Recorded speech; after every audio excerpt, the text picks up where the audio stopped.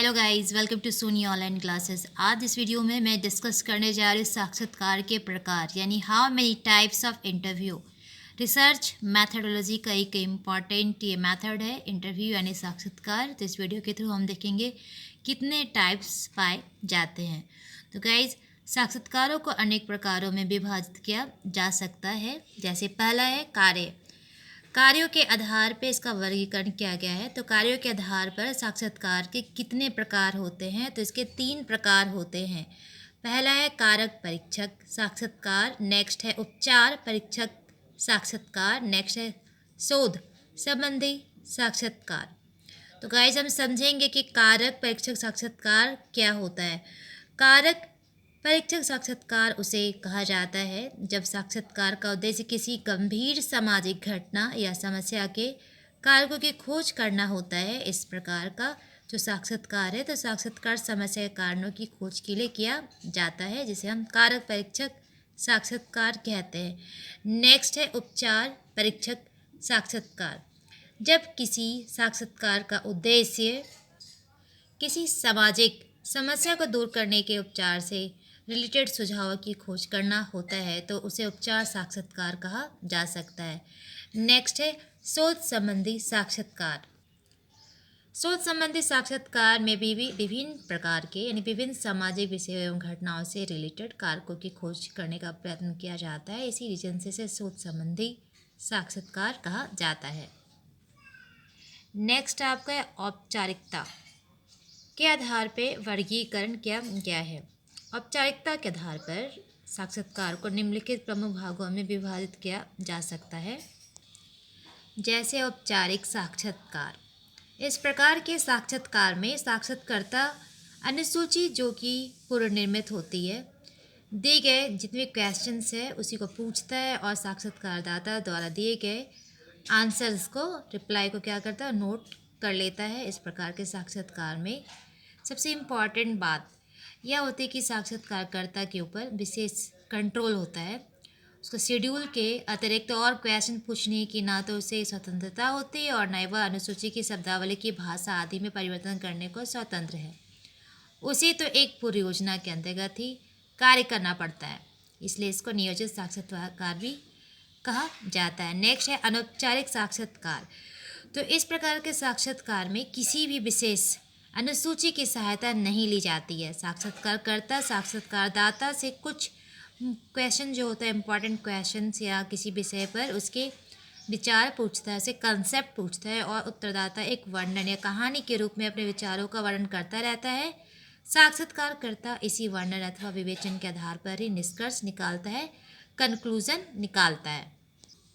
Next जो इसका प्रकार है सूचनादाताओं के संख्या के आधार पर वर्गीकरण किया गया है।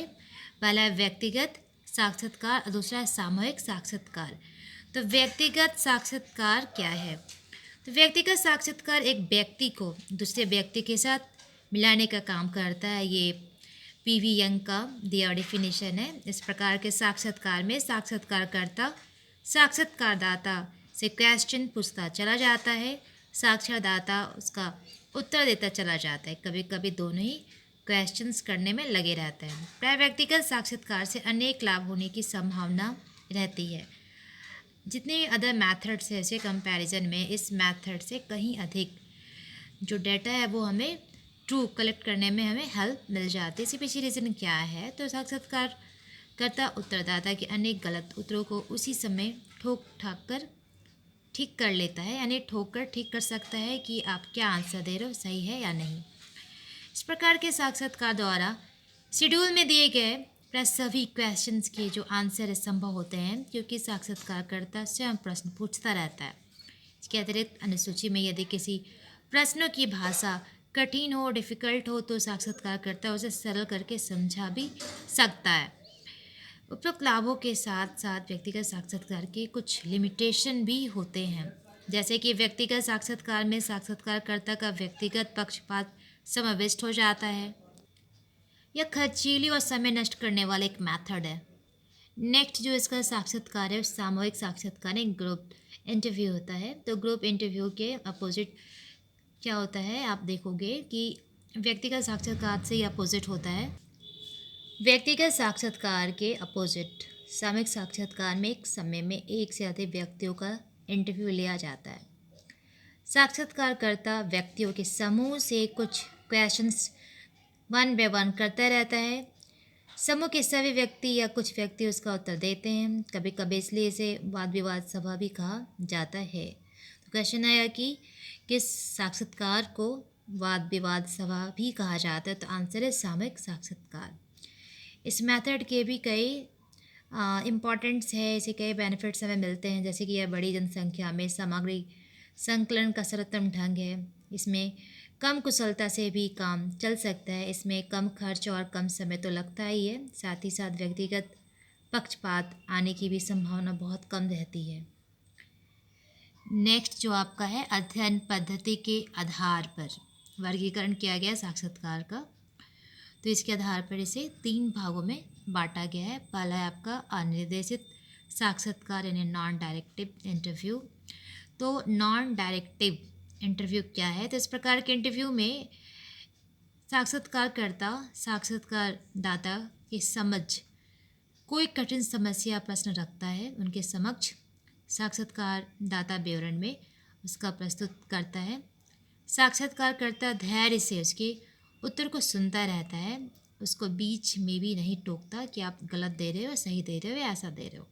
इस प्रकार के साक्षात्कार की एक विशेषता यह भी होती है कि साक्षात्कारकर्ता किसी पूर्व निर्मित अनुसूची के आधार पर क्वेश्चन नहीं पूछता है, बल्कि अव्यवस्थित रूप से मनगढ़ंत प्रश्नों को पूछता चला जाता है कि और उत्तरदाता उनका उत्तर दे चला जाता है। साक्षात्कार के करीब करीब समाप्त होने पर कुछ सोचे हुए फिर क्वेश्चन साक्षात्कारकर्ता पूछ लेता है।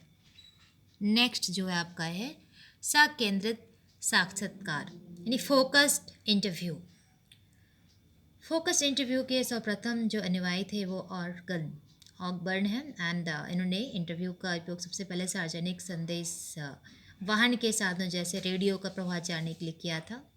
इनके अनुसार फोकस इंटरव्यू में यह आवश्यक होता है कि साक्षात्कारदाता किसी निश्चित या विशेष परिस्थिति में जो कि शोध यानी रिसर्च का मुख्य विषय है रह चुका हो, जैसे किसी रेडियो को सुनना। इस प्रकार की अवस्था का ज्ञान तो साक्षात्कारदाता और साक्षात्कारकर्ता दोनों को पहले से ही रहता है। नेक्स्ट जो आपका है पॉइंट पुनरावृत्ति साक्षात्कार यानी रिपीटेटिव इंटरव्यू। ठीक है, नाम से लग रहा है कि इसे बार बार हम क्या कर रहे हैं, रिवाइंड कर रहे हैं, रिपीट कर रहे हैं। समाज में परिवर्तन तो होते ही रहते हैं, परंतु परिवर्तन ऐसे भी होते हैं जिनका कि समुदाय पर प्रभाव एक ही दिन में अर्थात थोड़े समय में दृष्टिगोचर नहीं होता है। यानी क्लियर है कि इस प्रकार के प्रभाव का अध्ययन एक बार के साक्षात्कार के आधार पर करना संभव नहीं है। क्यों? क्योंकि एक बार के साक्षात्कार के समय तत्व का प्रभाव नहीं जाना जा सकता है, इसलिए साक्षात्कार बार बार किया जाता है और इसलिए इसे पुनरावृत्ति साक्षात्कार कहा जाता है, रिपीटेड होने के कारण। इस प्रकार के साक्षात्कार के अनेकों लाभ भी होते हैं, फिर भी यह पद्धति अनेक सीमाओं से क्या होती है, घिरी होती है। इसके बहुत सारे लिमिटेशन होते हैं। तो क्या क्या लिमिटेशन होते हैं यानी सीमाएँ होती हैं? यह अत्यधिक खर्चीली तो होती है, समय भी इसमें चाहने वाली प्रविधि है। इसके लिए एक स्थायी अनुसंधान संस्था का निर्माण करने की आवश्यकता पड़ेगी। साक्षात्कारदाताओं का भी स्थायी होना ही आवश्यक है, साथ ही उनकी संख्या भी सीमित होनी चाहिए।